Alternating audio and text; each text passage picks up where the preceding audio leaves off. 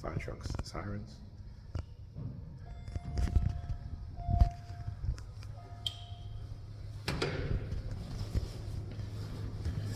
All right. So you guys hear the fire truck sirens in the background as I was leaving. Again, trying to manipulate me into staying, right? And of course, the kids were late to school again this morning. My son was supposed to be at school at 8:15. He got to school a little after 8:30. And my daughter, again, she said, about 8 minutes to 9 again. All right, so like I said, you know, this is how they are conditioning these women, and this is how they are totally neglecting their children in order of having fun. All right. All right, welcome back. You guys here, look at the perp standing over there, right there. As soon as the individual saw me, took out his or her phone, like a girl, looks at it, put it back in her pocket. See, she look like a teenager too, right? A teenager. Talk about the use of teenagers, right? Talk about the use of teenagers in targeting, you know. All right.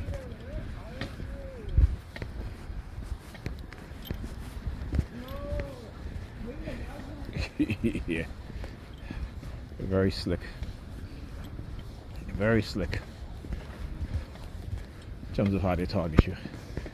Standing there, walks across the street. All right, he's looking over at the post office again.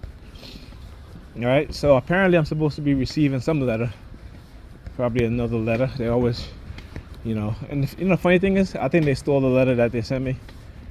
You know, I've put it in a container that I had. This was like a couple years ago, and it was about they were like that we what it says, we think that your injury will correct itself and such and such. I'm like, what? This comes from the people from the disability office. I'm just like, what the hell are you talking about?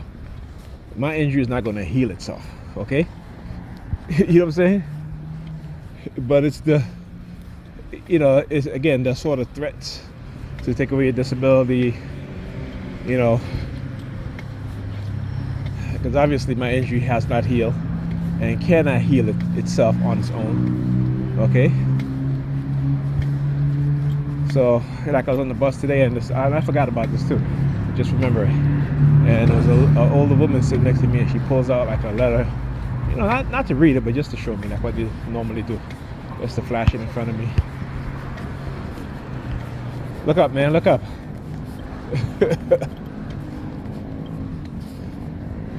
All right, he's all in his phone, not even looking to see what's ahead of him.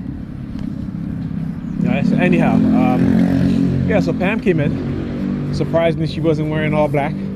She was wearing a orange sweater with a beige slacks, and of course she comes into the living room, starts targeting me, doing these hand signals, and then puts her hands in her pocket, turned around and walks off.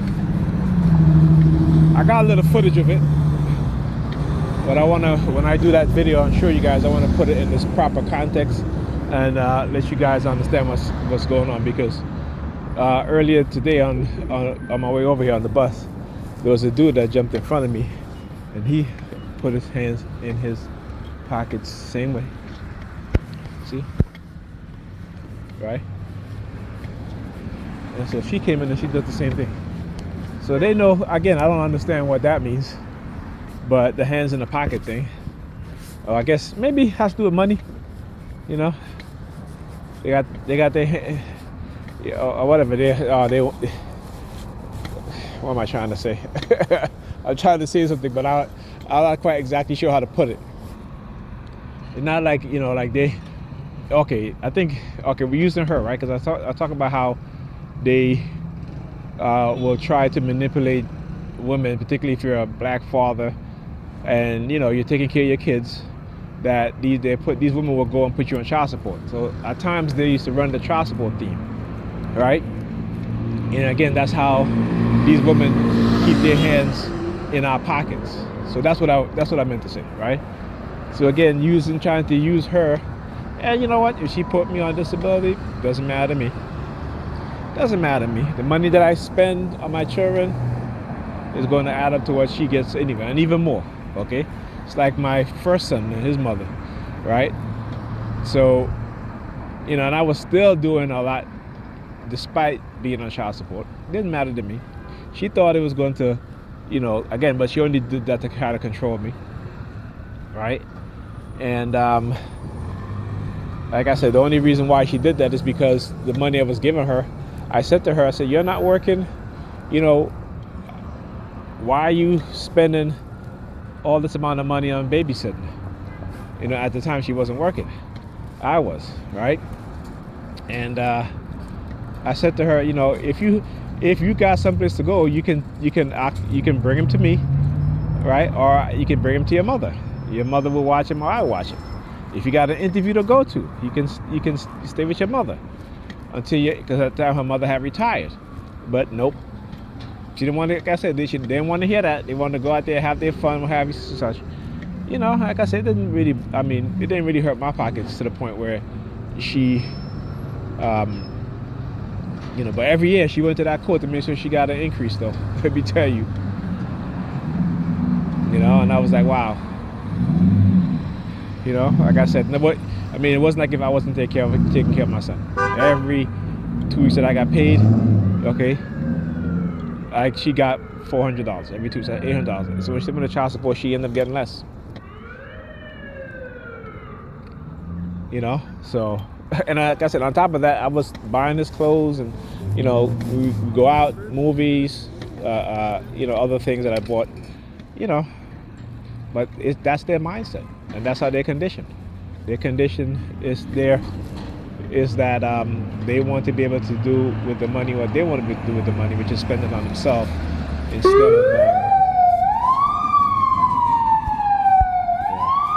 noise campaign. So why did they do that? The two young women walking by, these sorts of threats. These do to me in the past, that if I talk to a woman or what have you, they would, do these type of psychological threats, either using the police, they would have like two women like that walking by, and the police would be behind them, the police officers would be sticking their fingers in their ears, and then as they approach me, they will take their hands and put it on their holster, on their weapon, right? This is what they used to do. So again, this is nothing new. It's ridiculous, but hey, I posted some things earlier today on police officers who are engaging in using the police database, to check up on women. Right? So if it was a woman that they're interested in, they would use the police database, want to get her address and everything, to stalk them and to sleep with them. Okay. So again, I always talk about they always try to project onto us who they are, and every time, like I said, I can prove it. There's nothing I can't prove in who they try to project onto me, because it is who they are. All right, it is definitely who they are. All right, talk to you guys in the next video.